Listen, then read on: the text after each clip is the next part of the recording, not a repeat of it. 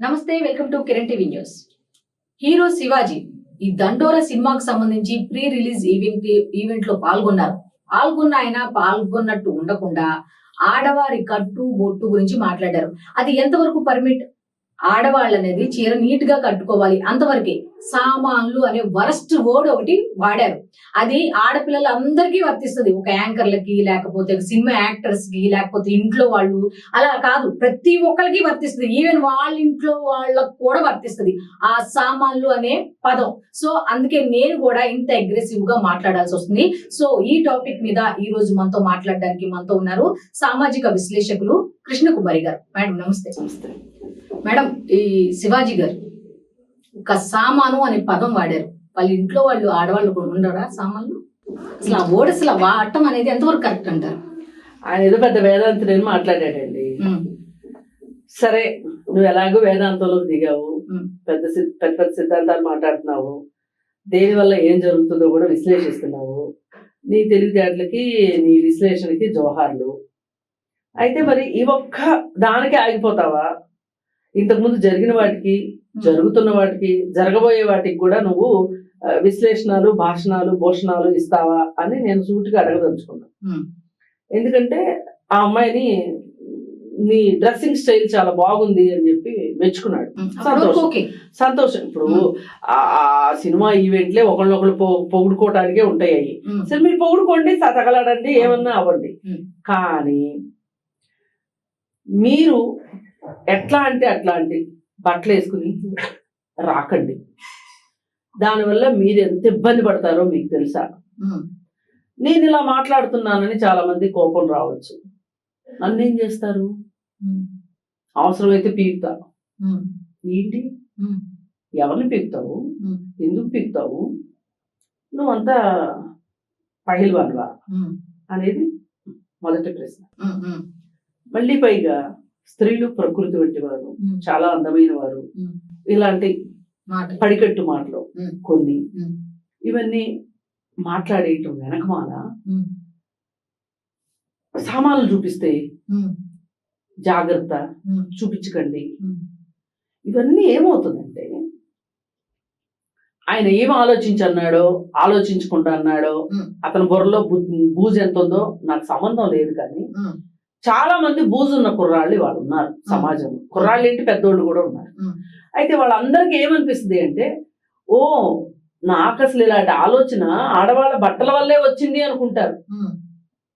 అంతేగాని నేను సరిగా ఆలోచించట్లేదు అనుకోరు వాళ్ళు. ఇది తప్పు అనుకోరు. ఇది తప్పు అని ఎవరు చెప్తున్నారు? ఇట్లా ఆలోచించడం తప్పు అని చట్టం చెప్తుంది. మనం చట్టాన్ని అంగీకరించాలనా, రెండో వాళ్ళ మీద తప్పు డొల్లించేయాలనా? ఇది ఆలోచించుకోవాలి కదా. ఇప్పుడు చట్టం ఏం చెప్తుంది?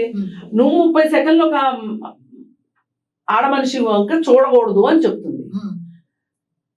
ఒక మనిషి నీకు ఆమె నో అన్న తర్వాత ప్రపోజ్ చేసే హక్కు లేదు అని చెప్తుంది. అంటే దీని అర్థం ఏంటి? No means no. ఆమె ఒకసారి నో చెప్పిందా, ఇంకా మూసుకునుండు. అంతేగాని నువ్వు నన్ను ఆహ్వానించేలాగా ఉన్నావు, నన్ను ప్రవోక్ చేసేలాగా నీ బట్టలు ఉన్నాయి కాబట్టి నేను నీ వెంట పడుతున్నాను అంటే చట్టము చెప్పు తీసుకుని కొడుతుంది. చంప చెళ్ళు అనిపిస్తుంది. చట్టం చెప్తుంది ఏంటి, 30 సెకండ్లు ఒక మహిళ వంక చూడటానికి వీల్లేదు. నువ్వు తేలిపార స్టేరింగ్ చేయడానికి వీల్లేదు. చేస్తే కూడా ఆ మహిళ అభ్యంతరం చెప్తే తప్పు. అభ్యంతరం చెప్పలేదు అనుకోండి, మీకు ఇష్టమైంది అనుకోండి, అది వేరే విషయం. కానీ ఆ మహిళ అభ్యంతరం చెప్పింది అంటే అది నేరం. ఇక్కడ ఇంతటితో ఆపలేదు మేడం. ఆ అమ్మాయిని మామూలుగా పొగుడుతూ ఆ పిచ్చి బట్టలు వేసుకున్న వాళ్ళని చూస్తేనంట దరిద్రపు ముండా, డ్రెస్సులు వేయకు అని అనాలని అనిపిస్తుంది. అనాలని చాలా మందికి అనిపిస్తుందంట. మళ్ళీ మహిళా సంఘాల వాళ్ళు ఏమన్నా అంటారేమోనని చెప్పి ఆగిపోతున్నారంట. అనండి చూద్దాం. మరి గతంలో సినిమాలు చేసినప్పుడు హీరోయిన్స్ అందరూ అటువంటి డ్రెస్సులు వేసుకున్నప్పుడు ఇతను ఎందుకు చేయను, నేను ఇలాంటి బట్టలు వేసుకున్నప్పుడు ఎందుకు క్వశ్చన్ చేయలేదంటారు? అసలు ఈయన మాట్లాడడం అంటూ మొదలెట్టదలుచుకుంటే, ఏదైనా ఒక మార్పు కావాలి అని అనుకుంటే ముందు సినిమా ఇండస్ట్రీలో మొదలెట్టమనండి ఈ మార్పులు చేర్పులు.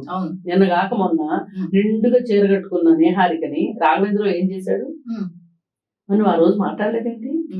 ఏమయ్యా రాఘవేంద్రరావు, ఏం నీ వయసు ఏంటి, నువ్వేంటి, ఆ పిల్ల వయసు ఏంటి పిల్ల చక్కగా నిండుగా ప్రతిభతలాగా మంచిగా బుద్ధిగా చీర కట్టుకుని వచ్చింది. ఏదో పెద్ద మనిషి కదా నీ పక్కన వచ్చి నుంచుంటే నువ్వు ఇలా వెకిలి వేషాలు వేస్తావా అని రాఘవేంద్రరావుని ఎందుకు అడగలేకపోయావు అంటే రాఘవేంద్రరావు లాంటి వాడిని టచ్ చేస్తే నీకు సినిమా ఇండస్ట్రీలో ఏం జరుగుతుందో నీకు బాగా తెలుసు, అందుకని అలాంటి వాళ్ళ జోలికి వెళ్ళవు. ఈ అప్కమింగ్ హీరోయిన్స్ తేరగా దొరికారు కదా, పైగా మహిళలు. మళ్ళీ బాగా స్టాండ్ అయిపోయిన హీరోయిన్ల గురించి కూడా మాట్లాడటం. రష్మిక అంటే చాలా బాగా చేస్తంట. రష్మిక ఎక్స్పోజింగ్ చేయలేదు ఇప్పుడు, ఈయన కనిపించలేదు. ఎందుకంటే ఇప్పుడు ఆమె పెద్ద హీరోయిన్ కదా, ఆమె ఏదన్నా అంటే పలానా శివాజీని తీసుకోవద్దు అని శాసించగలిగిన స్థితిలోకి వచ్చేసింది. అందుకని ఆమె జోలికి వెళ్దాం. ఇంత దగులుబాజీతనం నీ బుర్రలో పెట్టుకుని నువ్వు ఆడవాళ్ళ బట్టల గురించి మాట్లాడతావా? అంటే నువ్వు ఏ రోటి కాడ పాట ఆ రోటి కాడ పాడుతున్నావు. నువ్వు ఒక పెద్ద అవకాశవాది. ఈ అవకాశవాది వచ్చి కూడా ఆడవాళ్ళకి నీతులు సూత్రాలు అందిస్తా ఉంటారు. దీని మీద చిన్మయి గాని, సింగర్ చిన్మయి గాని, అనసూయ గాని ఇద్దరు మాట్లాడారు మేడం. ఏమన్నారంటే, ఓహో రూల్స్ మాకేనా, మరి మీరు కూడా చెవు పెగులు పెట్టుకోవాలి కదా, బొట్టు పెట్టుకోవాలి కదా, పంచి కట్టుకోవాలి కదా, ఎన్ని చేయాలి కదా, మరి మీకు లేవా రూల్స్ అన్నట్టు వాళ్ళు కూడా క్వశ్చన్ చేయడం జరిగింది. దీని మీద మంచు మనోజ్ కూడా స్పందిస్తూ అలా ఆడవాళ్ళ బట్టల గురించి మాట్లాడే అధికారం మనకు లేదు, సో ఆ సీనియర్ నటుడు తరపున నేను క్షమాపణ చెప్తున్నానని అతను మాట్లాడుకుంటూ వచ్చారు. అంటే ఇంతమంది చెప్పినా కూడా ఇతనిలో మాత్రం చలనం ఇంకా రాలే. అతను రాదు, అతను పొగరబట్టిన వ్యక్తి. అనసూయ అన్నది కదా, అనసూయతో నా విషయంలో నాకు వేరే పంచాయతీలు వేరు ఉండొచ్చు, అది వేరే విషయం. నేను ఆ అమ్మాయికి నేను వ్యతిరేకిస్తా కొన్ని విషయాలు, అది వేరే విషయం. కానీ ఈ విషయం కరెక్ట్ గా మాట్లాడు. ఏంటంటే ఈ ఒక్క మాటే కాదు, అతను పెద్ద పొగరబోతు అని మాట్లాడింది. పొగరబోతులు ఇట్లాగే మాట్లాడతారు, వదరబోతులు ఇట్లాగే మాట్లాడతారు. ఇప్పుడు ఈయన మాట్లాడిన దాని వల్ల ఏదో ఈ ఒక్క స్టేజ్ కో పరిమితం అయిపోయి ఆ ఒక్క అమ్మాయిని పొగడటమో లేదా ఆ ఒక్క అమ్మాయిని తిట్టడమో తోటి ఆగే విషయం కాదు ఇది. ఇది ఒక భావజాలానికి సంబంధించిన విషయం. ఏంటంటే అది అసలు ఈ ఆడవాళ్ళ పైన జరిగే అత్యాచారాలకి కారణం వాళ్ళ వస్త్రధారణే అని కొంతమంది మాట్లాడుతూ ఉంటారు. అక్కడికి వెళ్తుంది ఇది. పైగా నువ్వు వాగిన వంకర వాగుడికి అదే సందర్భంలో అక్కడున్న సోకాల్డ్ మగవాళ్ళు, సోకాల్డ్ యంగ్ ఫెలోస్ వేలలేసి హర్షాతి రేఖాలతోటి ఏమి గొప్ప సుభాషితాలు చెప్పాడని ఆయన మీరు అంతలా ఫీల్ అయిపోవటానికి. అంటే ఈ బూజు, ఇట్లాంటి బూజున్న ప్రతివాడికి ఇప్పుడు ఈయన పెద్ద మహానుభావులాగా కనిపించాడు, పెద్ద ప్రవక్తలాగా కనిపించాడు, సుభాషితాలు చెప్పే మనిషిలాగా కనిపించాడు. అందుకని వాళ్ళు ఇమీడియట్ గా రెస్పాండ్ అయిపోయారు. ఈ రెస్పాండ్ అయిన వాళ్ళకి మొన్న నిధి అగర్వాల్ని ఎక్కడంటే అక్కడ టచ్ చేసిన వాళ్ళకి ఏమైనా తేడా ఉందా? సమంత వస్తే సమంత మీద పడిపోయి అభిమానులు అనే పేరుతోటి రోగ్స్ గా డర్టీ రోగ్స్ గా ప్రవర్తించిన వాళ్ళకి వీళ్ళకి ఏమైనా తేడా ఉందా? ఇట్లాంటి వాళ్ళందరికీ ఇప్పుడు ఈయన పెద్ద గురువు అయిపోయాడు, లీడరు గురువు అయిపోయాడు. వీళ్ళు ఇలా ఎందుకు ప్రవర్తిస్తున్నారంటే బాసు ఆడవాళ్ళు బట్టలు సరిగా వేసుకోవట్లేదు. మరి అలా అనుకుంటే సమంత నిండుగా చీర కట్టుకుని వచ్చి మరి దానికి ఏం చెప్తావు? అందుకే నువ్వు వంకర తింకర వాగుడు వాగటం మానేసాయి. పెద్ద పెద్ద సిద్ధాంతాల జోలికి వెళ్ళమాకు. ఈ దేశంలో ఈ రోజుకి యువతకి కానీ ఎవరికైనా సరే జెండర్ సెన్సిటివిటీ లేదు. నేను నా పక్క జాతి అంటే మనం అందరం మనుషులవి. ఈ మనుషుల్లో ఆడవాళ్ళు ఉన్నారు, ఇంకో మనిషి ఉన్నారు. ఇప్పుడు మొత్తంలో ఆడవాళ్ళు ఉన్నారు, మగవాళ్ళు ఉన్నారు, బైసెక్షువల్ ఉన్నారు, రకరకాల వాళ్ళు ఉన్నారు, ఇతరులు ఉన్నారు కదా. నువ్వు మాట్లాడే మాట పురుషుల్ని కించపరిచేటట్లుగా గాని, స్త్రీలను కించపరిచేటట్లు గాని, ఇతరులను కించపరిచేటట్లు గాని ఉండకూడదు. నువ్వు ఒక మనిషివి, ఒక మనిషితో మాట్లాడుతున్నానని గుర్తుపెట్టుకో. కానీ నువ్వు మనిషిని మర్చిపోయి అవతల వాళ్ళు కూడా మనుషులు అనేది మర్చిపోయి నీ ఇష్టారీతి నువ్వు మాట్లాడితే ఎట్లా కుదురుతుంది? ఇది కదా మనిషి నేర్చుకోవాల్సింది ఫస్ట్. నేను మానవత్వం అట్లాంటి పెద్ద మాటల జోలికి వెళ్ళట్లా. నీకు భాష వచ్చు, వాళ్ళకి భాష వచ్చు, నువ్వు మనిషివే, వాళ్ళు మనుషులే. మనుషుల భాషలో మాట్లాడుకుంటే ఎంత అందంగా ఉంటుంది. మళ్ళీ పైగా ఈయన చీర యొక్క ప్రాధాన్యత చెప్తా అందాల పోటీల్లో కూడా, ప్రపంచ సుందర అందాల పోటీల్లో కూడా ఎక్కడైనా చీర కట్టుకున్న వాళ్ళకే బహుమతి వచ్చింది అని ఒక ముక్తాయింపు ఇచ్చేసి వెళ్ళిపోయాడు. కానీ ఈయనకి తెలియాల్సింది ఏంటంటే అందాల పోటీల్లో ఒక చీర కట్టుకుని ఉండటమే ఉండదు, ఇంకా చాలా ఉంటాయి. బికినీలు వేసుకోవాలి, రకరకాలు ఉంటాయి. దానికి అవన్నీ చీర దాకా వచ్చేది. అవన్నీ వదిలేసి నేను చీరలే కట్టుకుంటానంటే అవ్వదు. అందుకని ఇప్పుడు ఈయన చూడబోతే నాకేమనిపిస్తుందంటే సునీత విలియమ్స్ కూడా చీర కట్టి అంతరిక్షంలోకి పంపించేవాళ్ళే ఉన్నాడు. అదే చేస్తారు. అందుకని నువ్వు మహిళలు ఏ బట్టలు వేసుకోవాలో చెప్పే ముందు పురుషులు ఎట్లా ఆలోచించాలో కూడా చెప్పు. నువ్వు మంచిగా బట్టలు వేసుకోవాలని చెప్తున్నావు, శబాష్. బట్టలు వేసుకున్న అమ్మాయికి ఏం జరిగింది? నేహారికకి.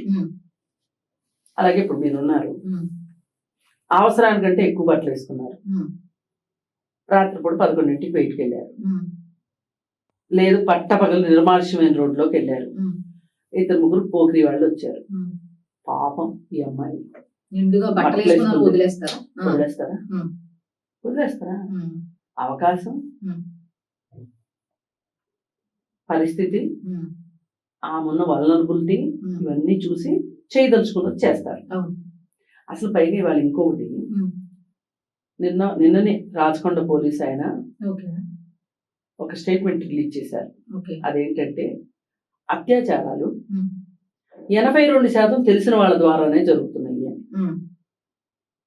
అంటే తండ్రి వల్ల కావచ్చు, అన్న వల్ల కావచ్చు, తాత వల్ల కావచ్చు, బాబాయ్ వల్ల కావచ్చు, మేనమామ వల్ల కావచ్చు, ఇంటికి వచ్చిన చుట్టాల వల్ల కావచ్చు, ఇంటి పక్కన ఉన్న వల్ల కావచ్చు, తెలిసిన వాళ్ళే. ఈ తెలిసిన వాళ్ళే అదే మతం, అదే కులం, అదే రక్త సంబంధం ఎందుకు చేస్తున్నారు? ఇంత దగ్గర వాళ్ళు ఏ బట్టలు వేసుకుంటే చేస్తున్నారు? ఇవన్నీ ఆలోచించాలి కదా. అందుకని నా బుర్రలో ఉన్న జబ్బుకి కారణం రెండో వాళ్ళు అని నింద వేసే మనుషులు ఉన్నారు చూసారా, బ్లేమింగ్.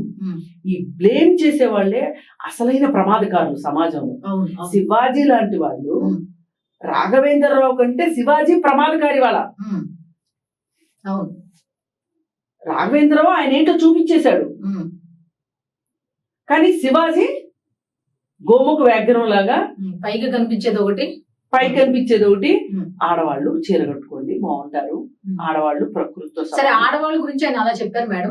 నిన్న మొన్న మరి మంగళగిరిలో ఒక 13 ఏళ్ల బాలికని ఒక 5గురు అయితే ఇట్లా చేసి చేశారు కదా. ఆ ఒక్కొక్కడికి 50 ఏళ్ళు, 42 ఏళ్ళు, 30 ఏళ్ళ పైనే ఉన్నారు. 13 ఏళ్ళు పిల్ల ఏమి అనకూడదు, ఏ సామాన్లు వేసుకుని తిరిగేస్తుంది, ఏమి చూపించేస్తుంది. మరి ఆ పిల్లకి జరిగింది దానికి ఎవరేం మాట్లాడారు? మరి ఇలాంటప్పుడు ఎందుకు మాట్లాడలేదు శివాజీ? అప్పుడు మాట్లాడాలి కదా. అందుకే నేను ఆ సంఘటనకి శివాజీ సంఘటనకి ముడిపెట్టి నేను ఏం మాట్లాడాలనుకుంటున్నానంటే, చెప్పండి. అక్కడ రోడ్డు మీద నడిపించారు వాళ్ళని, శివాజీని కూడా నడిపించాలి ఇలాంటి వ్యాఖ్యలు చేసినందుకు. కాదు, శివాజీకి కూర్చోబెట్టి ఉన్నారు, నేను కాదు సరే మాట్లాడుకుంటూ ఉంటా. నాకంటే పెద్దవాళ్ళు చాలా మంది ఉన్నారు. మహిళా సంఘాలని ఏడ్చాడు కదా, ఒక మహిళలు వచ్చేస్తారు అని చెప్పి అన్నాడు కదా. ఆ వచ్చే మహిళలు ఎవరో నాకు తెలుసు, వాళ్ళని తీసుకొచ్చి కూర్చోబెడతా, క్లాసులు తీపిస్తా, నువ్వు పాఠాలు వినాలి, నేర్చుకోవాలి, ఇవి మళ్ళీ వేరే వాళ్ళకి చెప్పాలి, నీ డ్యూటీ ఇది. ఇప్పుడు ఈ మధ్య కాలంలో పనిష్మెంట్లు కూడా సోషల్ పనిష్మెంట్స్ వచ్చినాయి. సిగ్నల్స్ దగ్గర ఉండి సిగ్నల్స్ చూపించడం, మళ్ళీ అదే పనులు చేయాలి, రోడ్లు ఊడుస్తావా, లేదు అనుకుంటే మద్యపానం ఎంత ప్రమాదకరం, వ్యాసాలు రాయటాలు, ఇవన్నీ వచ్చేసినాయి. ఇప్పుడు సోషల్ పనిష్మెంట్స్ వచ్చినాయి. ఇతనికి సోషల్ పనిష్మెంట్ ఇవ్వాలి. ఇతని పైన కేసు పెట్టేది కేసు పెడతాం. పోయినసారి చలపతిరావుని వదలలేదు, ఎలా మాట్లాడినందుకే. ఆడవాళ్ళు పడుకోవడానికే పనికొస్తారు అన్నందుకు కేసు పెట్టాం. ఇప్పుడు ఈయన మీద కూడా కేసు పెడతాం. ఈయన విచారణ ఎదుర్కొంటాడా, లేదు కోర్టుకి ఏం చెప్పుకుంటాడో అది చూద్దాం. ఈయనకి బట్టు ఖచ్చితంగా సోషల్ పనిష్మెంట్ అవసరం. లేకపోతే ఏం జరుగుతుందంటే, ఇప్పుడు ఇంకొకటి వస్తాడు. ఇప్పుడు వీళ్ళు మాట్లాడే మాటల వల్ల ఈ నిధి అగర్వాల్ లాంటి వాళ్ళని ముట్టుకున్న వాళ్ళకి ఏమనిపిస్తుంది అంటే, మేము చేసింది కరెక్టే, తప్పేముంది, తప్పు కాదు, వాళ్ళు ఉన్నారు కాబట్టి మేము చెయ్యేసాం. వాళ్ళు పబ్లిక్ ప్రాపర్టీ, వాళ్ళు వేసుకున్న బట్టలు బట్టి వాళ్ళ వ్యక్తిత్వం ఏంటో మేము అనుకున్నాం కాబట్టి వాళ్ళు అదే కాబట్టి మాకు హక్కులు ఉన్నాయి వాళ్ళ మీద అనే మనస్తత్వానికి ఇవాళ యువత కొంతమంది, మొత్తం యువత కాదు, కొంతమంది దిగజారుతున్నారు. వాళ్ళ మనస్తత్వంలో ఈ విధమైన మ్యాపింగ్ జరుగుతుంది. ఈ మ్యానుఫ్యాక్చరింగ్ డిఫెక్ట్స్ ని తీసేయాలన్నా, వాళ్ళ మనసులో ఆలోచనలు ఇవి తప్పు అని చెప్పాలి అన్నా మనం స్ట్రాంగ్ గా నిలబడాలి, మాట్లాడాల్సిందే ఇట్లాంటి విషయాలు. పబ్లిక్ లోకి వచ్చినప్పుడు ఒక సెలబ్రిటీ అయి ఉండి ఏ విధంగా మాట్లాడాలి అనే విచక్షణ కూడా లేకుండా ఈ విధంగా మాట్లాడటం అనే దాని మీద మీరు గట్టిగా కౌంటర్ ఇవ్వాలనుకుంటే ఇతనికే కాదు, ఇలా మాట్లాడే ప్రతి ఒక్కరికి ఏమిస్తారు? ప్రతి ఒక్కరికి ఇంతే. ఎక్కడ ఒళ్ళు దగ్గర పెట్టుకోండి, ఒళ్ళు దగ్గర పెట్టుకుని మాట్లాడండి. ఒక మహిళ గురించి కామెంట్ చెయ్యాలి అనుకుంటే ఆమె చీర కట్టుకుందా, బెగ్ని వేసుకుందా, ఏం వేసుకుంది. ఇప్పుడు ఒకటండి, అసలు మన దేశంలో ఇలాంటి మనస్తత్వం ఉండబట్టే వేరే దేశాల నుంచి మన దేశానికి టూరిస్టులు వచ్చినప్పుడు వాళ్ళ అనుభవాలు చెప్తే మనం తల నేలకు పెట్టుకోవాల్సి వస్తుంది. ఏదో హక్కు ఉన్నట్లు, సొంత భార్యను చూసినట్టు, సొంత భార్యతో ప్రవర్తించినట్లు ప్రవర్తించాలని చూస్తారు అని చెప్పి వాళ్ళ అనుభవాలు చెప్పారు. గుళ్ళ దగ్గర, ఎగ్జిబిషన్స్ లోను, అలాగే రద్దీ ప్రాంతాల్లోనూ అసలు మహిళలతో వీళ్ళు ఎలా ప్రవర్తిస్తారు, అసలు వీళ్ళకి హక్కు ఎక్కడిది? నేను అడిగే బేసిక్ క్వశ్చన్ అది. మీకేంటి హక్కు ఒక మహిళ మీద చెయ్యి వేయడానికి? ఇప్పుడు మ్యారిటల్ రేప్ అని ఒక కాన్సెప్ట్ ఉంది, చట్టం ఉంది. చట్టం ఏం చెప్తుంది అంటే, నీ భార్య అయినా సరే భార్య కన్సెంట్ చాలా ఇంపార్టెంట్ అని చెప్తుంది. లేదు అంటే గనక అది మ్యారిటల్ రేప్ కింద వస్తుంది అని చెప్తుంది. అలాంటప్పుడు నువ్వెవడో రా గన్నయ్య గారివి, ఒక మహిళ రోడ్డు మీదకి వచ్చింది అంటే చెయ్యేసేస్తాను, అదేమంటే ఆమె బట్టలు సరిగా వేసుకోలేదు కాబట్టి, ఆమెకి సామాన్లు నన్ను రెచ్చగొట్టేలా ఉన్నాయి కాబట్టి నేను చేస్తాను అంటే ఎట్లా కుదురుతుంది?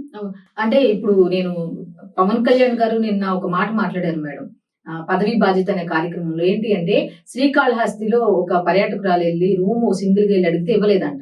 ఆవిడేదో ఎక్స్ లో ట్వీట్ చేస్తే దాన్ని చూసి పవన్ కళ్యాణ్ గారు రియాక్ట్ అయ్యి ఇలాంటి పాలసీలో కొన్ని మార్పులు రావాలంటే ఆయన మాట్లాడుకుంటూ వచ్చి మహిళల భద్రత అనేది చాలా చాలా ఇంపార్టెంట్ అని చెప్పిన జస్ట్ 24 గంటలు కాకముందు ఇలాంటి వర్డ్స్ మాట్లాడటం ఎంతో కరెక్ట్. అసలు వీళ్ళు మాట్లాడాలనుకున్నది, వీళ్ళు పాపులర్ అవ్వాలనుకునేది, వీళ్ళు వార్తల్లోకి రావాలనుకునేదే వీళ్ళకి ఇష్టం. ఇక్కడ సంబంధం లేదు. అసలు ఈ వేదాంతికి, ఈ పండితుడికి ఏదైనా ఒక మార్పు కావాలి అనిపిస్తే ముందు సినిమా ఇండస్ట్రీకి వెళ్ళి హీరోయిన్లు ఎలా చూపిస్తున్నారండి, ఎందుకు వాళ్ళ సామాన్లు ఎలా చూపిస్తున్నారు, వాళ్ళకి నిండుగా చీరలు కట్టండి, వాళ్ళు ప్రకృతి లాంటి వాళ్ళు మహిళలంటే వాళ్ళకి చెయ్యెత్తి దండం పెట్టాలి. అసలు హీరోయిన్ చూస్తే మనకు తల్లి గుర్తు రావాలి. హీరోలందరూ సినిమాలు చెయ్యము, హీరోయిన్ అలాగే ఉంటే అనే మాట కూడా చెప్పుకోవాలి. అసలు హీరో సంగతి కాదు, ఫస్ట్ నువ్వు కదా మొదలెట్టావు, నువ్వు కదా పిల్లిమేళ్ళలో గంట కట్టావు, వెళ్ళి వాళ్ళకి చెప్పు. ప్రొడ్యూసర్స్ కి, డైరెక్టర్స్ కి వాళ్ళందరికీ వెళ్ళి చెప్పు. మరి అసలు ఎంత సామాజిక బాధ్యత ఉన్నాడు, అసలు కాస్టింగ్ కవచ్చు, మీటు ఇవన్నీ వచ్చినప్పుడు ఎక్కడ నిద్రపోతున్నాడు, ఏ కలుగులో పడుకున్నాడు ఈ శివాజీ అనేవాడు? అప్పుడు మాట్లాడాలి కదా. మరి మహిళలకి అంటే ఈయన ఉద్దేశం ఏంటంటే, ఈ మహిళలు ఎట్లా అంటే అట్లా బట్టలు వేసుకుంటారు కాబట్టి వీళ్ళ కాస్టింగ్ కోచ్ చేయొచ్చు. తిరిగి బట్టల దగ్గరికి వస్తారు, ఎక్కడ తిరిగి బట్టల దగ్గరికి వస్తారు. నేను అందుకే అంటున్నాను, బేసిక్ గా అసలు ఆడవాళ్ళు ఎలా ఉండాలో చెప్పే హక్కు నీకు లేదు. నువ్వు ఎలా ఉండాలనుకుంటున్నావో నువ్వు నిర్ణయించుకో. చట్టం ప్రకారం ఉండాలనుకుంటున్నావా, చట్ట వ్యతిరేకంగా ఉండాలనుకుంటున్నావా? చట్టం ఏం చెప్తుంది?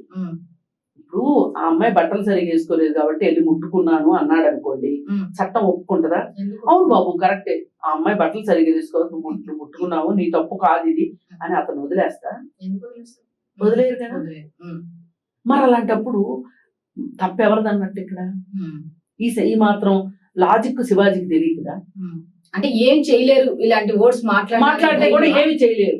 ఇప్పుడు ఆ సినిమాలో మంగపతి క్యారెక్టర్ వేశాడు, ఆ పిల్లకి ఆ బట్టలు ఏంటి, అదేంటి, ఇదేంటి, ఇవన్నీ మాట్లాడాడు కాబట్టి ఈయన ఏమనుకుంటున్నాడంటే, నేను ఏమైనా నీ జీవితంలో కూడా ఏదైనా మాట్లాడవచ్చు అనుకుంటున్నాడు. ఆ రోజు ఆ సినిమాని ఎవరైనా ఏమనుకున్నారు, ఆ సినిమాకి ఆ కథ డిమాండ్ చేసింది కాబట్టి అలాంటి పాత్ర అవసరము అనుకున్నారు, పట్టించుకోలేదు. కానీ నువ్వు సినిమా ప్రమోషన్ లో ఓపెన్ గా బహిరంగంగా నువ్వు ఈ విధంగా మాట్లాడితే నిన్నెందుకు కూరుకుంటారు? ఇప్పుడు ఇదే చలపతిరావు సినిమాలో భాగంగా గనక డైలాగ్ అని ఉంటే ఆయన మీద మేము కేసు పెట్టేవాళ్ళం కాదు. తిడితే సెన్సార్ బోర్డుని తిట్టేవాళ్ళం. ఇట్లాంటి డైలాగులు ఏంటి, ఇట్లాంటి డైలాగులు ఉంటే సెన్సార్ బోర్డు సెన్సార్ సర్టిఫికేట్ ఎట్లా ఇస్తున్నారని తిట్టుండేవాళ్ళం. కానీ యాక్టర్ ఏమనేవాళ్ళం కాదు. కానీ ఇక్కడ అదే చలపతిరావు బయట మాట్లాడాడు కాబట్టి చలపతిరావు జోలికి వెళ్ళాం. ఇప్పుడు నీ జోలికైనా ఎందుకు వస్తాం మేము? ఇదేదో సినిమా డైలాగ్ అనుకోండి, సినిమాల్లో డైలాగ్ అనుకోండి, ఓకే సినిమాల్లో డైలాగ్ కదా అనుకుని ఊరుకుంటాం. కానీ నువ్వు మాట్లాడింది బయట సభ్య సమాజంలో మాట్లాడు, నిన్నెందుకు వదిలిపెడతాం? పైగా నీ వెకిలి మాటలకి ఇంకొంతమంది వెకిలి మంద వీళ్ళలో చప్పట్లు ఏళ్ళలో చప్పట్లు. అందుకని ఇది ఖచ్చితంగా ఖండించాల్సిన విషయం. శివాజీ గనక సంఘ సంస్కర్తలాగా బయలుదేరి అన్ని బాగు చేస్తాను అనుకుంటే నువ్వు మహిళల దాకా వచ్చే ముందు చాలా మంది దగ్గరికి వెళ్ళి అక్కడంతా మాట్లాడి వాళ్ళందరినీ బాగు చేసి చివరికి మహిళల దగ్గరికి రా, నీకు కూడా మేము సహకరిస్తామని చెప్పి. Okay, thank you ma'am.